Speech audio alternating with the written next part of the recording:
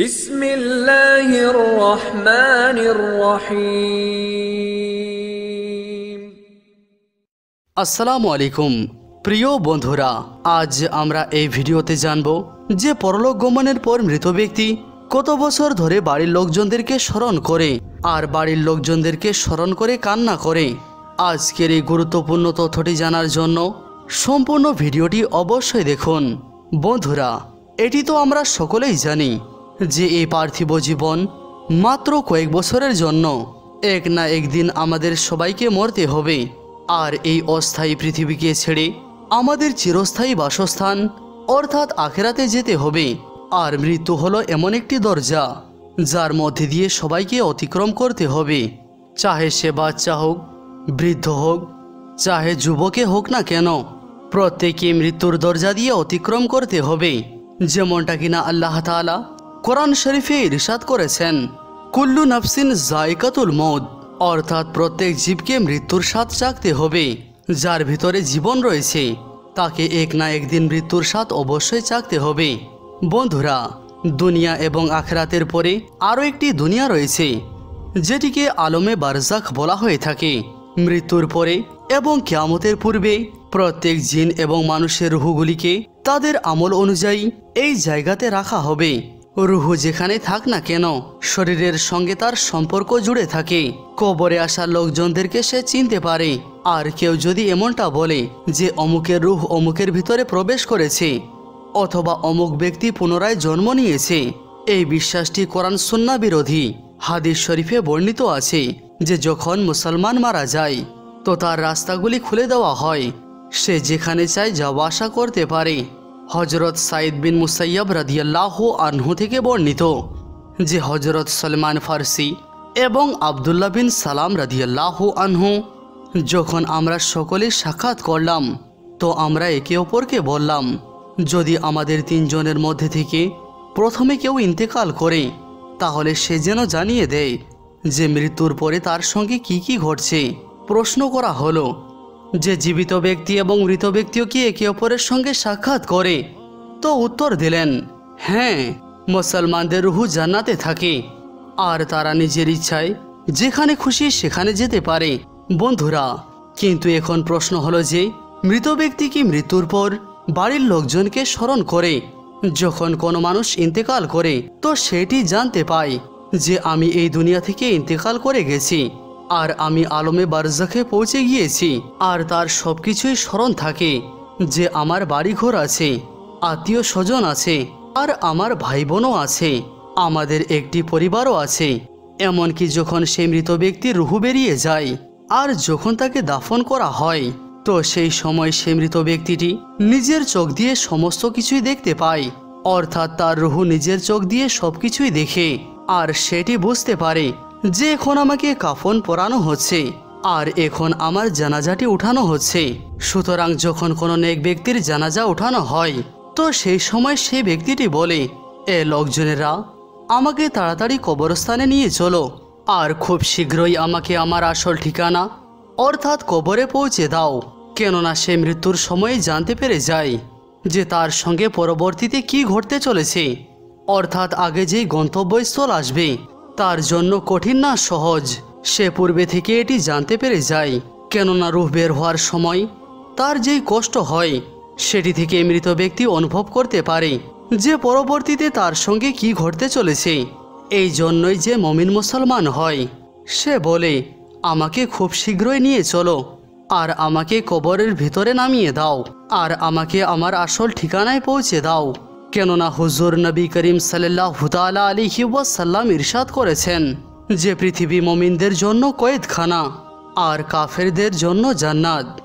বন্ধুরা, যখন কোনো বেনামাজি এবং কাফের ব্যক্তি মারা যায় তো সে চিৎকার করে করে এই কথাটি বলার চেষ্টা করে যে এ লোকজনেরা, তোমরা আমাকে কোথায় নিয়ে যাচ্ছ? এ আমার সন্তান সন্ততিরা, অর্থাৎ সে তার পরিবারের লোকজনদেরকে বলে যে আমি আমার বাচ্চাদের জন্য অনেক টাকা পয়সা উপার্জন করেছি, তাদের জন্য বাড়িঘর তৈরি করেছি, আর এখন তোমরা আমাকে আমার বাড়ি থেকে বের করে অন্ধকার কবরের ভিতরে কেন রাখতে যাচ্ছ? সে অনেক ভয় পায় আর সেটি বলার চেষ্টা করে, এ লোকজনেরা, আমাকে নিয়ে যেও না। যখন তাকে কবরের ভিতরে রেখে দেওয়া হয় তো সেটি বুঝতে পেরে যায় যে এখন আমি কবরের ভিতরে রয়েছি আর আমার পরিবার এবং আত্মীয় স্বজনেরা সেই পূর্বের দুনিয়াতে রয়েছে যেখানে সে পূর্বে থাকতো।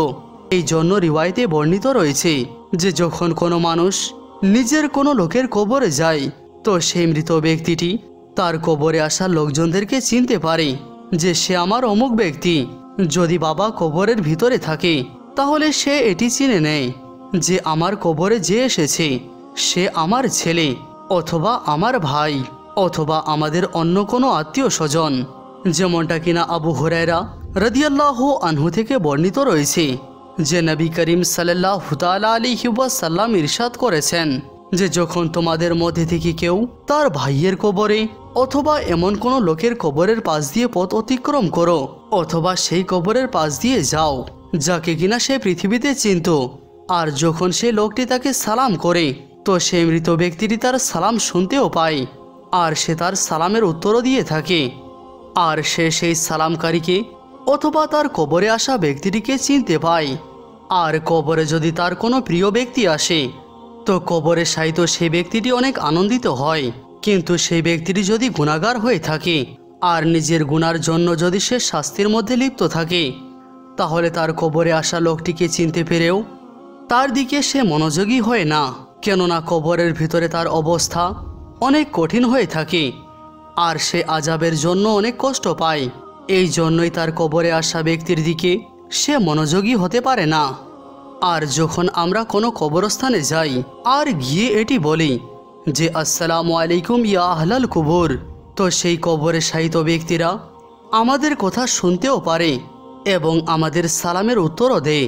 বুখারী শরীফের হাদিসে বর্ণিত রয়েছে যে যখন কোনো ব্যক্তি নিজের কোনো মাইয়াতের জন্য ইসালে সওয়াব করে আর যখন সেই ইসালে সওয়াব অর্থাৎ দোয়া দরুদকে উপহার বানিয়ে সেই মৃত ব্যক্তিকে পেশ করা হয় তো সেই মৃত ব্যক্তিটি অনেক আনন্দিত হয় আর সেই সময় সে এমন আনন্দ পায় যে তার পূর্বে সে এমন আনন্দ কখনো পায়নি। যারা গুনাহগার বান্দা হয়ে থাকে তাদের এই পৃথিবী অনেক স্মরণ আসে। তারা এটি বলে যে আমরা অনেক আরামের জীবনে ছিলাম, কেননা এই পৃথিবীর জীবনটি তার জন্য জান্নাত ছিল আর এখন তার কবরে আযাব হচ্ছে।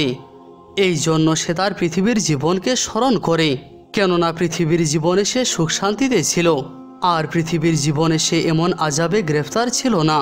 পার্থিব জীবনকে স্মরণ করতেই থাকে আর নিজের বাড়ির লোকজনদেরকে স্মরণ করে। এই জন্য ইসলামে মৃত ব্যক্তির জন্য ইসালে সওয়াব করতে বলা হয়েছে, কেননা ইসালে সওয়াব করলে যারা গুনাহগার হয়ে থাকে তাদের গুনার বকশিশ হয়ে যায় আর যারা পূর্বে থেকে নেককার হয়ে থাকে তাদের পদমর্যাদা বৃদ্ধি পায়।